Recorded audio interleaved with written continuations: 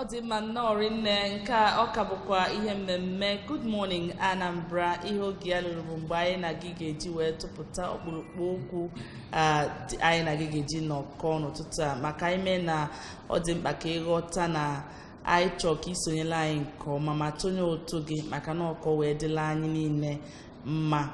Isiokwu anyị nwere n'ụtụtụ a na-asị ịkwalite ezigbo ahụike.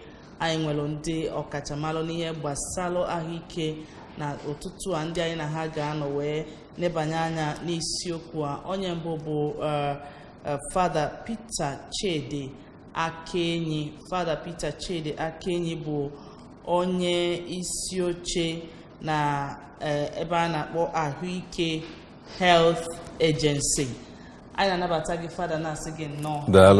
Daalụ. Onye ọzọ anyị nwere n'ụtụtụ a bụ Dr. Michael Ezechukwudolue. Dr. Michael Ezechukwudolue bụ chairman onye isi ochekwa na launching committee Ahuike Health Agency. Anyị na-asị gị nnọọ Doc. Daalụ. Daalụ na isonyela anyị. Fada tutu anyị ebido Ahuike Agency. O nwere ka ihe a si wee da ịma na afọ a wee ka o si dị. Kekwana ihe bute ju enye ya Ahuike Health Agency. Well, ịmalụgo na anyị na-achọ ifloat ife dị ka ya na-akpụ ya insurance anyị ga health insurance anyị ga-weta to the masses wetele ndị mmadụ ma ndị nwere ego ma ndị enwero ka olu onye ọbụla aka.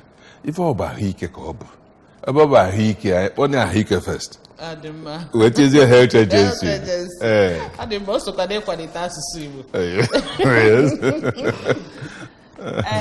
ka anyị gazie ka ọnụbi onye anyị bịara ọtụtụ nyocha emegoro ndị ọkachamara mere na-egosi gbasara ahụike na-egosi na obodo anyị bụ Naịjirịa kwesịrị ka agbatara anyị ọsọ enyemaka n'ebe ihe gbasara ahụike dị.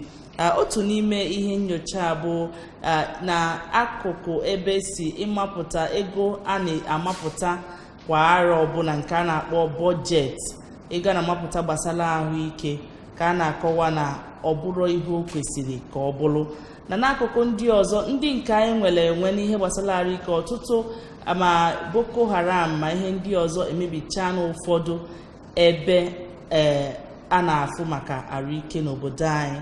O wee dị mkpa na anyị nele anya n'isiokwu a n'ụtụtụ a ka anyị wee malụ ka a ga-esi wee kwa onye ukwu walụ etu a ga-esi wee kwalite nyaba ahụike n'ozuzu oke. Ngwa Doc, ka anyị bido n'ebe nọ biko kedu ka isi wee fụ ọnọdụ ahụike na ime obodo anyị bụ Naịjirịa? Iji gwa gị eziokwu, ọnọdụ ahụike n'obodo Naịjirịa ọ bụ ihe na-enye mwute maka na anyị nleba anya dịka etu ụdị ọya na-adịzi na Naịjirịa na etu ndị mmadụ si anwụ maka na ha ejighị ego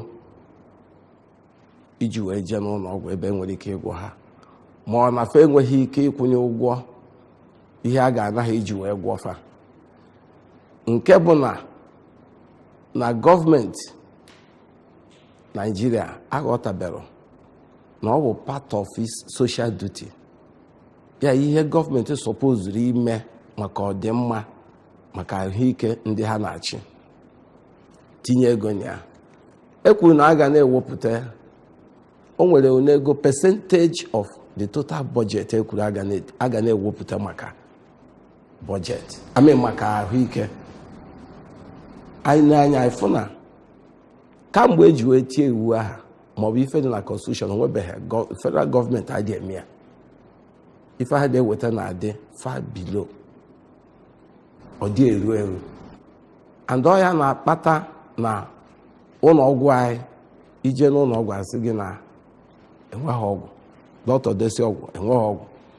Ọ bụrụ onye a ga-eme ọpreshọn asị onye afọ ji egote ihe a ga-eji mee ọpreshọn emekatazie ihe a onye ahụ anwụọ.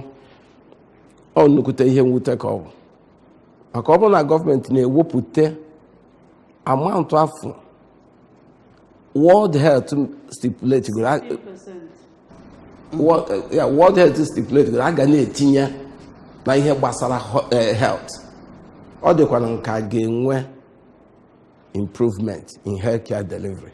Mana abịa ndị na-anọ ihe asị ndị doctors na ndị ọzọ nọ as public health people nọ ọnụ nwere ihe ha nwere ike imenwu otu ọ bụ na gọọmenti edewepụta ego na-asị ka ewepụta enwere ike si abịa eme ihe dịka petition ma degara gọọmenti akwụkwọ n'ihe a adịrọkwa ma nekwa na ihe dị iche iche maka a na-eme esens ọ bịazi ime na asị na omenala alụ gba arọ bụrụ omenala na-eme ha fụ na ọ dịka onwe other way out ịghọtago kedu ihe kpatara na ndị a na-anọ n'isi dịka ndị doctors ndị nurses ndị nọ n'isi medical practitioners enwere ike ịpụta sị na ihe a adịrọ mma kedu ihe ga-eme ka afọ na-edoziri ya. Unfortunately, I have been chairman of Nigerian Medical Association, and iji gwa gị eziokwu anyị na-ekwu ọmụ ihe a na-akpata anọkọta sị na ndị doctors eje strike, but ndị doctors adịghị achọ ị na-eje strike maka ọ na-ewute ha mgbe ọbụla ha gbara arụkwa ha maka na enweghị ihe eji arụ ọrụ n'ụlọ ọgwụ, and onye bịara ụlọ ọgwụ inye ihe ezigbote treatment ọ pụọ ọ na-asị na dọkịta achọghị iwepụta ọgwụ ma ọ na in fact ndị doctors ka ha na-eblem. Because of all this, ndị doctors n'onwe ha nọkata ha jee strike maka na ndị a na-agwa adị anọ a na-ede petition edekatago ike agwụgo amekatago onwebeghị ụzọ anyị esibeghị wee gaa ka gọọmenti through Nigerian Medical Association agago severally ka gọọmenti neba anya ọ bụrụgodo iwelitetụ aka na the budget enwere ike ha in fact ha na-akọwakwu na ọhịa kwuru ha ahụ inye that percentage stipulatory. Ọ dị maka anyị anya na bọjetị emelụ na 2018 n'ihe agbakọta asị na bọjetị niile ahụ mere ihe ọpụta bụ 3.9%. abịakwa tụlie nye ọ bụrụ na ihe gọọmenti kwadoro bụ ispend n'isi ofu onye na Nigeria bụ 1,888 naira for each citizen for a year n'ihe gbasara health. Fada ka ịbata kene na nke a anaghị n'anya nya ọ bụrụ na igelu news ife oge a na-ekwu maka Elzazaki na achọrọ ka arapịa ka o jee n'onwe ya anya ofu onye wee sị na ọkọ eflo ya abroad ekwesịrị ị na-anụ ụdị akụkọ a n'obodo anyị bụ Naijiria tie ike n'ọnụ Fada. Mbanụ na ekwesịrị onye kpata ife a akọwasị kịta etu ife dị na Naijiria isi 1,000 na nwegodo onye nwetara kobo na 1,000 nwere ekwurula ekwuo si wetakene 1,000 ahụ godo na onye kpata ị na-esi anya ịma na ife anyị bịalụ bụ ụwa chọọchị batazi n'ife okwesị dị as such ma niile Kraịst bịa heal be ndị arụ na-anwụ anụ ụka nwetara healing power wee tinye na-alụ ụlọ ọgwụ ebe niile na-achọ ka ọ dị affordable to the masses mana ụka adịghị manufacture na ego onye kpata anyị sị mgbe ka anyị tinyekere anyị naanị federal gọọmenti meghe kwute okwu insurance chọọ partnership anyị sị oke ka anyị partner with federal government onye ka anyị wee sị ka anyị bido na ahụike maka na ma eweta bọjetị ma ewetara anyị ndị mmadụ amụrụ ha na-ekwu ọ dị elufe arụ ụba mmadụ o nwere ibe ọ ga-eme so na ya plan a ka diocese anyị ji kịta ka ọ na-eflote ife a na-akpọ ahụike ka o lute ndị mmadụ aka obele ego a ga-anafa ka anyị jiri nọmba anyị nwere maka mmadụ chada anyị arụ ngwọnde ọ bụrụ ofu ka a na-aya so ka anyị na nwanne gwaba nwanne ma ama na ọvọ omenala ọ dị mma kọwakenala anyị maka ya bụ ihe ndị diocese wepụta kọwakenala anyị ọfụma maka ya bụ Ahuike Health Agency. Ahuike Health Agency ọ Kali diocese bidoro ya a na-akpa in partnership with federal government maka NHIS mana anyị nọ ọfụma na-abịa flag ife off echi for us from Abuja and the partnership a bụ na once anyị kwado finagola anyị akaụntụ anyị also pụ anyị nkwa anyị bido dafagada nye anyị support now anyị nwere kada na abụọ anyị think of ụmụ akwụkwọ umeligili ụmụ akwụkwọ anyị nọ na secondary schools. I wee say, okay, every year nwata akwụkwọ na-akwụọ 6,000 naira per premium. A na-enyezi ya treatment ma ọ nọ na school ma ọ nọ na holidays. Ọ dị covered. Ndị abụrụ ụmụ akwụkwọ every year 12,000 naira. And anyị nwetara nọmba anyị na-ekwu ego a ope mpe mana nwa mpezi mpe maka na mmadụ chara out and at the same time. And anyị nwe ụlọ ọgwụ College Diocese Lugasilu, recognized by NHIS or accredited. And ebe anyị nwe enrollee ebe obi ọ bụ na ọ dịrọ nso n'ụlọ ọgwụ anyị, other accredited hospitals ọ ga-ejekwa dị covered. Ọ dị mma ịma na o nwere ihe okwu a na-ekwu asị na mgbochi ọya ka ọgwụgwọ mma. Amakwa m na o so n'ihe ga-enye aka ịkwalite ezigbo ahụike. Dọọkụ n'ebe a biko ọ ga-amasị anyị ka inyelu ndị be anyị aka kọwakenela anyị ihe dị iche iche anyị nwere ike imenwu ka anyị wee ghara ka ọya anwa ka e wee gbochigodo ọya anwa ịbịa ka ọ gharazi mgbe ọ bịaziri ka wee mara ụzọ anyị esi wee kwu ya. Ama m ịghọtara ihe nna ajụ dọọkụ nyere anyị aka ka anyị mara ka anyị ga-esi wee chekwagodo onwe anyị tutu ọya na-abịa. Luckily, ụmụ ife a ga-eme wee gbochie bụ part of ihe Ahuike Health Agency na plan kwu. It is also in their plan through primary care. Anyị nwere ihe anyị na-akpọ ihe ị ga-eme in order to prevent disease occurrence. Ife ị ga-eme to promote and ọ bụrụzie na ọya aha yaba to cure. A lot of things. Nke izi bụ cleanliness, personal cleanliness and environmental cleanliness. Ọ ga-enye aka nnukwu. Ọ bụrụ na mmadụ fụ na ọ na-adị ọcha na ọ na-asa ahụ every morning, na-ebechasị mbụ ya, na-asacha ezi ya,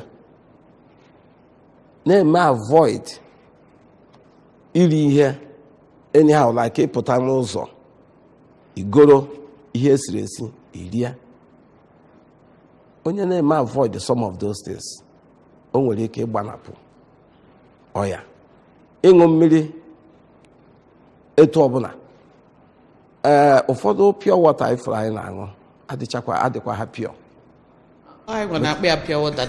Ife a na-akpọ ya, ife a kwesịrị ịbịa bụ sachet water. Anyị na-akpọzi ya pure water. So ụmụ ihe aha anyị na-esikwa na ya enweta ọya. Then enwere ụmụ ọya ị nwekwara ike contact because na ịnọ ebe onye na-ayị ya nọ. Ụmụ ihe a niile bụ ihe anyị nwere ike ime avoid through health education.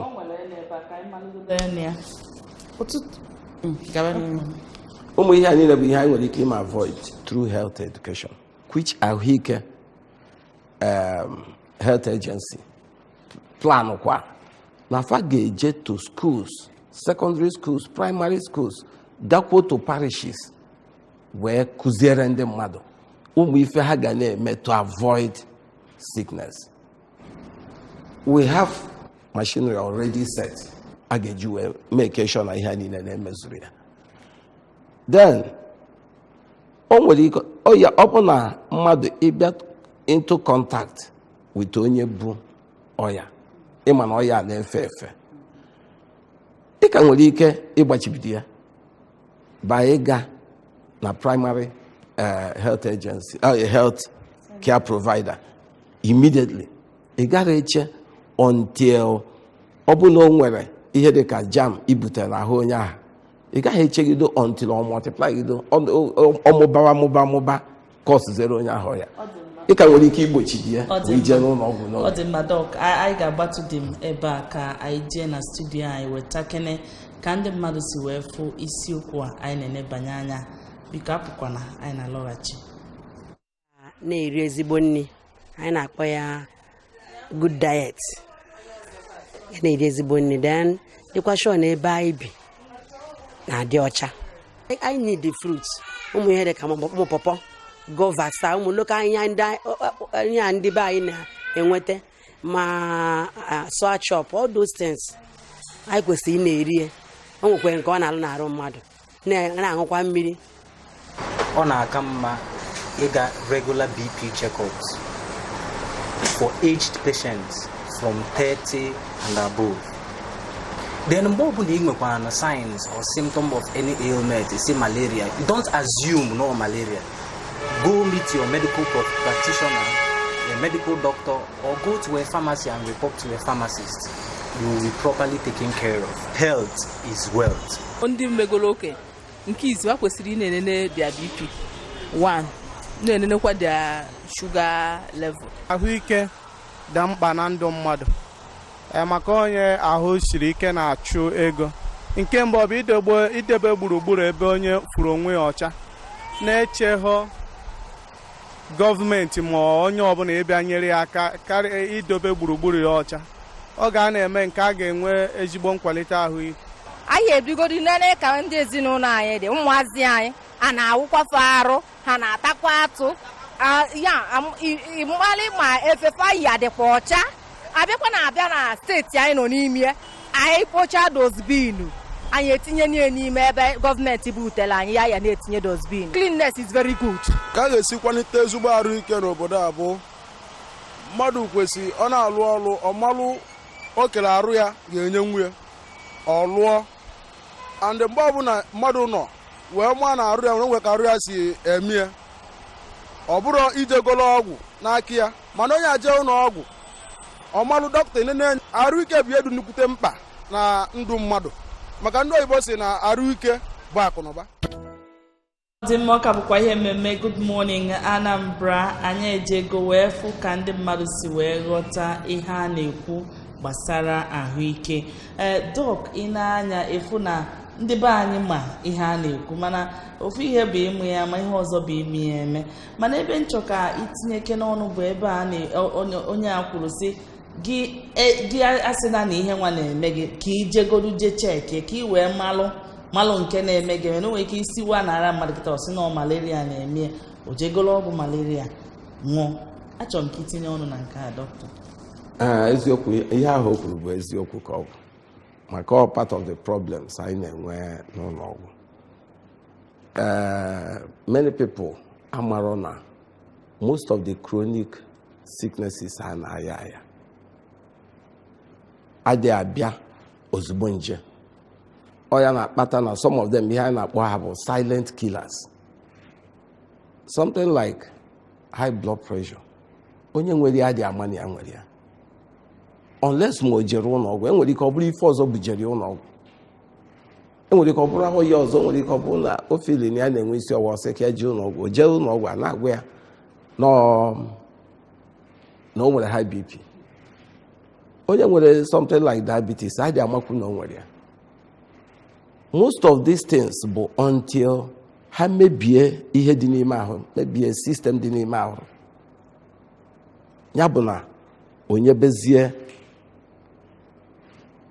until onwe ife ha damage n'ime ahụ before onye afọ ama na onwe ife na-eme ya o wee jere check up. So ọ dị mkpa nnukwu na onye ọbụla tonitego n'ụbụrụ mmadụ ga na-eje n'ụlọ ọgwụ ọ bụrụgodu once a year or twice a year. Ọ dịkwa mma ịma na ndị niile ekwu okwu si na arụike dị mma idebe okporo ụzọ ọcha, idebe ebe nọ ọcha, ihe niile anyị masị ya. Mana ụfọdụ bụkwanụ ego fa eji wee je nyabụ nyocha bụ ihe ha na-afụrụ. Ụfọdụ bụ ndị na-ata afọ ifugodo na-eyeli ofu nri ọnụ n'ụbọchị. That is why Ahuike Health Agency ji wee provide their platform now for the poor person onye ahụ ejighị ego to key into it. As a matter of fact, ọ dị mma dọk nke a na-ebute m kịta ịjụ ajụjụ. O nwere ajụjụ na-adụ m n'obi siz maka anyị afụgo ọtụtụ ndị flow to health insurance. Fada ọ gị ga-aza m ajụjụ a wee na-ajụ maka na abịa ha sị na ihe ọkọba bụ isi ọwụwa malaria mana enwere arụ nke na-ata akpụ dịka nke a na-akpọ kansa. Abịazi asị gị na o soro na ihe ahụ maka na anyị ndị so na nke unu ka anyị malụ. Echi kịta ife anyị na-eme bụ open book. Echi na flag anyị ga-eke flyers to everybody. And the church apụtara ka ife agwụbe egwu. Flyers a ife o bu kịta benefits package. Ọ bụ na ịba ike in ka efe ị ga-enweta ọ dị completely put. O nwere ebe ọ ga-abụ elu asị co-payment. And if I cover, people ask, how can you do it? But we believe that I know the number, appeal to our people to start sponsoring indigent people. The church believes in the healing power. And now whereby the content of this flyer goes to comprehensive aspect of benefits. Why make the flag of tomorrow? Can hold and the people we are expected? If I have the benefit package, if we look at cancer, Ahuike Health Agency, there's a guideline in the National Health Insurance Scheme set up. All the diseases in the inclusion list, I name and plate. The fire may exclude totally, like cancer, or one of the things, one of the chronic MS may exclude totally. And you cannot go against the National Health Insurance Guideline because they are the regulators. Or form of the regulators, you can't go against their guideline. So, from a total exclusion list.